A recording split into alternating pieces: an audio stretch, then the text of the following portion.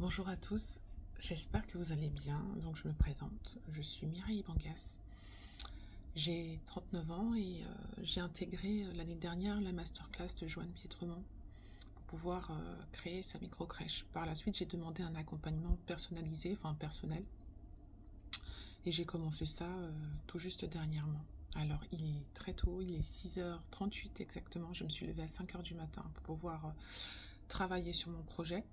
Parce que étant maman solo, c'est vrai que entre le boulot, l'école, les devoirs, les activités, le week-end qui passe très vite, on n'a pas souvent le temps, enfin personnellement je n'ai pas souvent le temps à me consacrer le week-end. Donc je préfère me lever tôt, surtout que le week-end ma fille me laisse pas trop de temps on va dire parce qu'elle est là. Donc du coup le matin il n'y a aucun bruit dans la maison et ça me permet vraiment de travailler sur mon projet.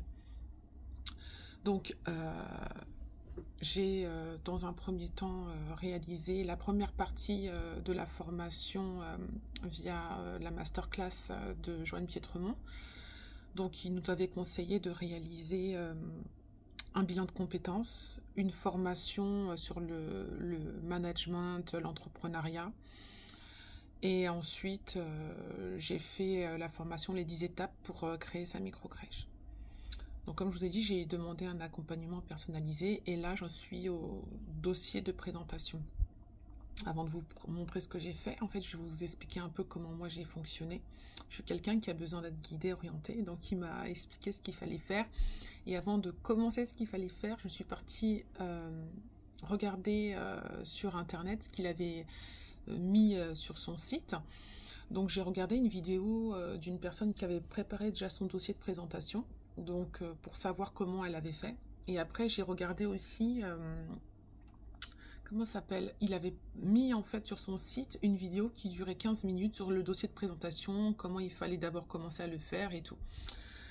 Donc bon, quand j'ai ouvert le dossier de présentation, je me suis dit oh là là, comment je vais faire, il y a plein de choses que je ne sais pas, que je ne connais pas, parce que je ne connais pas le nom de ma micro-crèche, je ne sais pas où est-ce que je veux l'implanter, mais je sais que je veux créer ma micro-crèche. Et ça, je le sais depuis maintenant 5 ans.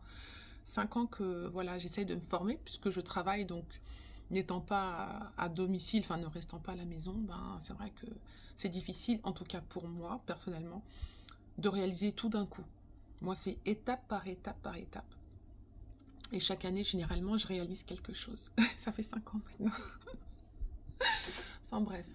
Donc, je disais que j'ai commencé dans un premier temps à me renseigner sur ce qu'il avait mis sur son site. Et après, j'ai commencé à répondre aux questions. Je vais tourner la vidéo. Donc, voilà. Quand j'ai commencé le dossier de présentation, je me suis dit, ouh là là, comment je vais faire et tout. Je ne connais pas le nom de la micro-crèche, je ne connais pas l'implantation. Mais bon, j'ai commencé à répondre en fait, en tout cas, aux questions.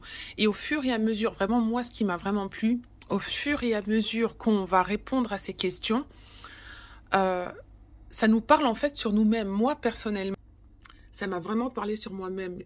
En fait, je me suis dit, waouh, ça fait 5 ans que je suis dans dans mes démarches, j'ai commencé par ça, ensuite j'ai fait ça, parce que moi, je ne suis pas du tout du domaine, mais en aucun cas du domaine.